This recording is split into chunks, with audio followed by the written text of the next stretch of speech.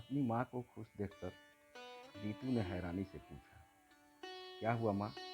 आज महीनों बाद आपके चेहरे पर यह मुस्कुराहट दिखाई दी, वरना पापा के चले जाने के बाद से तो आज तेरे दोनों मामा आए थे।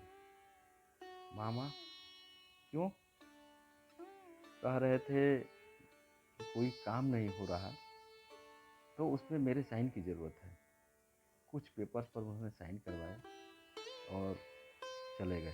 मतलब दोनों मामा यहाँ आपके साइन लेने आए थे और आपने कर भी दिए, पढ़ा भी था। क्या लिखा हुआ था उन पेपर्स पर? अरे मेरे छोटे भाई हैं, क्या पढ़ती। और आज 3 साल बाद उन्होंने घर में कदम रखे और तू है कि बेफालतू की बातों में मुझे उलझा रही है। पता नहीं कब समझ में आएगा तुम्हें। माँ, ये दुनिया उतनी अच्छी नहीं है जितनी दिखाई देती है। पता नहीं क्या अपने नाम लिखवा लिया उन्होंने। पागल है तुम।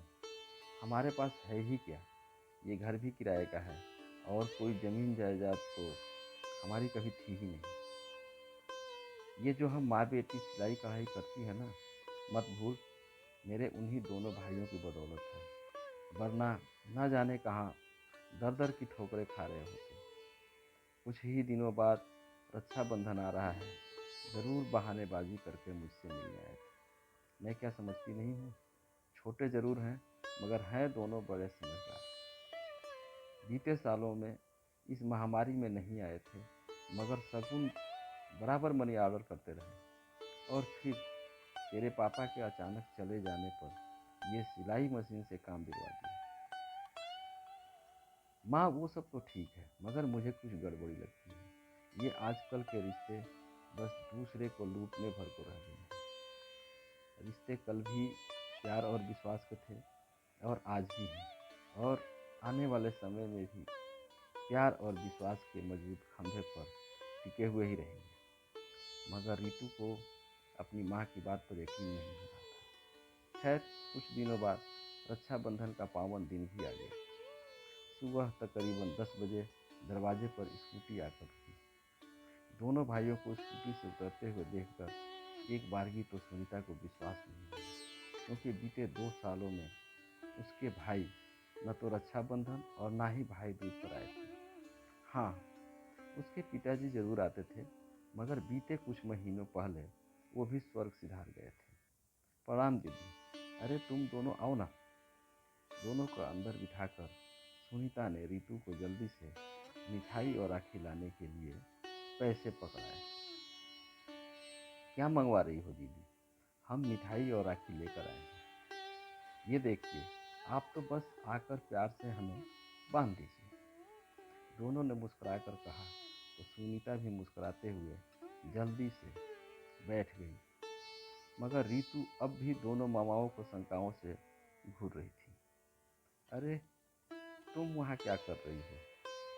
राखी बहनों के साथ साथ बेटियां भी बांध सकती हैं, क्यों भैया? मैंने ठीक कहा ना? सबसे छोटे भाई ने कहा, हाँ बिल्कुल।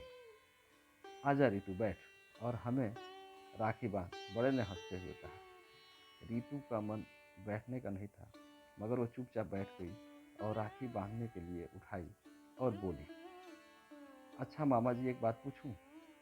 ऐसा कौन सा काम था जो माँ के साइन के बिना नहीं हो रहा था? आपने माँ से किस पेपर पर साइन करवाए थे? रीतू, मैंने कहा था ना। सुनीता गुस्से से रीतू को देख कर बोली। नहीं दीदी, उसे मत डांटिए, बल्कि मैं तो कहूँगा शाबाश बेटा, ऐसे ही हमेशा सतर्क रहना चाहिए। दरअसल तुम्हारे नाना जी ने एक बड़े बाजार में एक प्रॉपर्टी ली थी जिसमें तुम्हारी माँ को नॉमिनी बनाया था। हम दोनों भाइयों ने बहुत कोशिश की मगर वो अपने नाम नहीं करवा पाए, क्योंकि तुम्हारी मम्मी के साइन के बिना ये मुमकिन नहीं था। तो उस दिन वही करवाने आए थे। दोनों मामाओं की बात सुनकर रीतू गुस्से से लाल होकर बोली, सुन लिया आपने? मैंने मैं ना कहती थी, ये रिश्ते बस दूसरे को लूटने के लिए बनाए जाते हैं। कहकर रीतू उठकर दूसरे कमरे में चली गई। वहीं दूसरी ओर सुनीता भीगी हुई पलकों को साफ करते हुए चुपचाप दोनों भाइयों को राखी बांधने लगे। मगर दोनों भाई ये सब देखकर भी मुस्कुरा रहे थे। तभी छोटे भाई ने दूसरे कमरे में जाकर रीतू को पकड़कर बाहर लाते हुए कहा, राखी तो बांध दी, अपना तोहफा नहीं लोगी? मगर रीतू तो गुस्से से लाल पीले हो रही थी। मगर बड़े मामा ने उसे बड़ा सा पैकेट देते हुए कहा, लो ये तुम्हारे लिए, और दीदी ये तुम्हारे लिए। एक दूसरा पैकेट सुनीता की ओर बढ़ाते हुए कहा। मगर दोनों माँ बेटी की हिम्मत नहीं हो रही थी कि वह पैकेट खोल कर देखे। तो दोनों भाइयों ने कहा, अच्छा ठीक है, हम जा रहे हैं, हमारे बाद देख लेना। और दोनों चले गए। कुछ देर तक कमरे में मौन पसरा रहा। फिर ऋतु गुस्से में उठी और पैकेट को अनमने खोल कर देखने लगी। पैकेट में कुछ नए कपड़े थे और साथ में पेपर्स के साथ एक चिट्ठी थी। ऋतु हैरानी से पेपर्स निकाल कर देखने लगी। कुछ समझ न आने पर उसने चिट्ठी को पढ़ना शुरू किया। दीदी, आज रक्षाबंधन है। यूँ तो हम दोनों आपसे छोटे हैं और माँ के बाद हमने आप में ही माँ का रूप देखा है। आपने भी हमें छोटे भाइयों की तरह नहीं बल्कि बेटों की तरह प्यार और दुलार दिया है।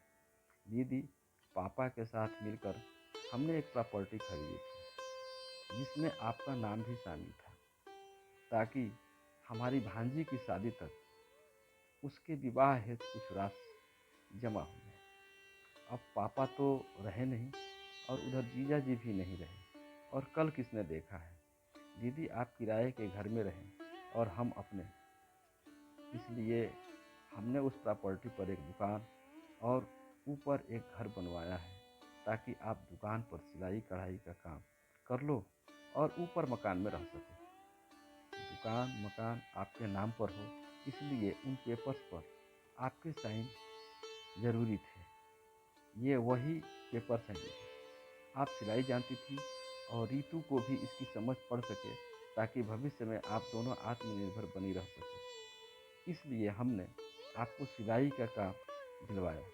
वैसे छोटे बड़ों को कुछ दे नहीं सकते, मगर आप बड़े हो तो अपने भाइयों अपने बेटों पर अपना आशीर्वाद बनाए रखिएगा। और हाँ, जब नाराज़गी दूर हो जाए तो फ़ोन कर दीजिएगा। आखिरकार शिफ्टिंग भी तो करवानी है, क्यों? आ गई ना चेहरे पर मुस्कुराहट। बस ऐसे ही हमेशा मुस्कुराते हुए रहना। चिट्ठी पढ़ रही ऋतु के साथ साथ सुनीता भी रो पड़ी और रूंधे गले से बोली, मुझ में माँ का रूप दिखाई देता है, झूठ है। खुद दोनों मुझे पिता बने बेटी की तरह प्यार करते हैं। माँ, मैं कितना गलत थी मुझे तो। मगर आप बहन भाई एक दूसरे से इतना प्यार करते हैं। केवल हम ही नहीं, दुनिया का हर भाई ज़रूरत पड़ने पर पिता और हर बहन माँ का रूप ले लेती है, कहकर सुनीता ने ऋतु को दोनों भाइयों को फ़ोन लगाने